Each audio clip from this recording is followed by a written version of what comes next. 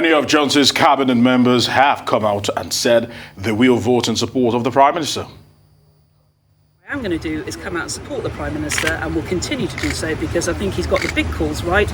We've had such a challenge in the last 2 years. I'm conscious that other people have decided they think a different leader would be the best way forward. I don't agree with them. I'm supporting the Prime Minister.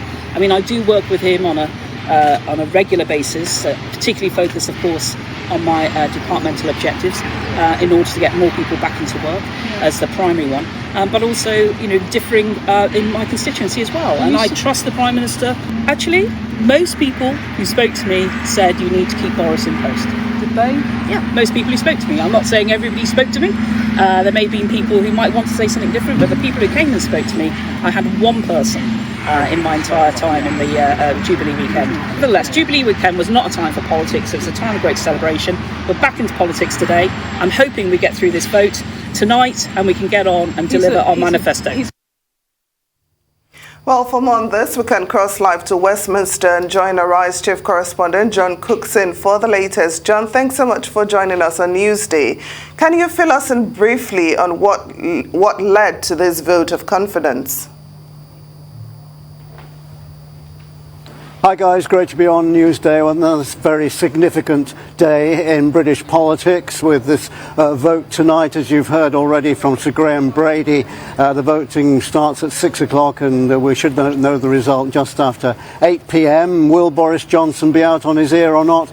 We'll have to wait and see. Well, what started it all, we have to go all the way back to March 2020 when COVID swept across the UK. The UK very badly hit by the virus, people dying at one point at the rate of 800 a day. A severe lockdown was imposed, and families couldn't go and see loved ones, they couldn't see parents, grandparents in old people's homes.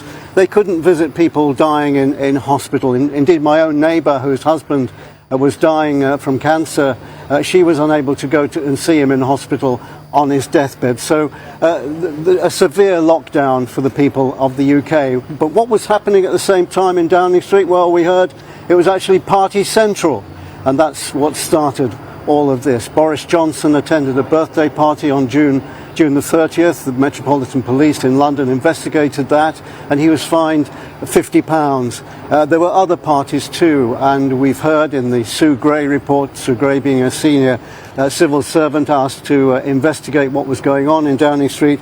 She talked about a culture of drinking, vomiting after parties, insults of staff by partygoers, wine on the wallpaper. I mean, it really was a very disturbing report.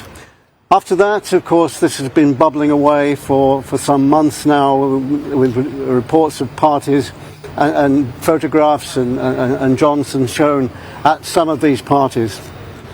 There was a very poor showing for the Conservative Party, Johnson's party, in the May elections, and it seems that MPs now have decided that now is the time to test the leadership and to get rid of him. Some of them want to get rid of him, others don't, and they seem to be split very hard, either for or against, and we'll have to wait and see how the tally goes later tonight. But that's where we're at. As I say, the vote to take place a little bit later today. And how will the ballot take place? The ballot is, we talked about the 1922 committee. This is a committee which forms a link between the leadership of the party and the rank and file members and MPs. And they will vote in a committee room just behind my shoulder here tonight. There is a ballot box. It's a secret ballot. So that's one of the reasons why we're not quite sure how it will go. Because some MPs will say, yes, Boris, I support you, and yet put the tick saying that they have no confidence in the Prime Minister.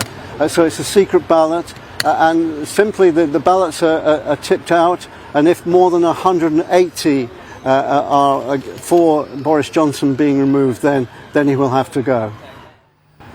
All right, John, what will happen if he loses, and what happens if there aren't enough votes to have him removed as PM? Yeah, it's a good question. Well, if he loses, he will stand down as Prime Minister and someone else will take over, probably the Deputy Prime Minister, probably Dominic Raab, who's currently the Justice Minister, or some other senior figure, and then there will be a caretaker government until a new Prime Minister is found. If he wins, then there are a couple of by-elections coming up later this month, which he's expected to lose one or perhaps even two of those local elections. And beyond that, the point to make is that if he wins, there can't be another vote of confidence for another 12 months. So if he wins today, he's safe for another year. And if he's safe for another year, that takes us to 2023. That means we're very close to the election in 2024 or thereabouts. So if he wins, then he's likely to lead the party into the next general election, whenever that comes, probably in 2024. So, John, the big question is, will Boris Johnson survive as Prime Minister when the votes are counted? Very briefly, please. Would you like a bet on it? I think he will sail through. And he will win, and the reason why I'm saying that is because there is frankly no one who could take over, no one has the political standing that he has in the party. Rishi Sunak, the Chancellor of the Exchequer, now damaged goods after revelations about his wife's exotic accounting arrangements, and frankly there's no one else of any really strong political standing to take over Johnson if the MPs decide to get rid of him, and that's one of the reasons why they might just think again.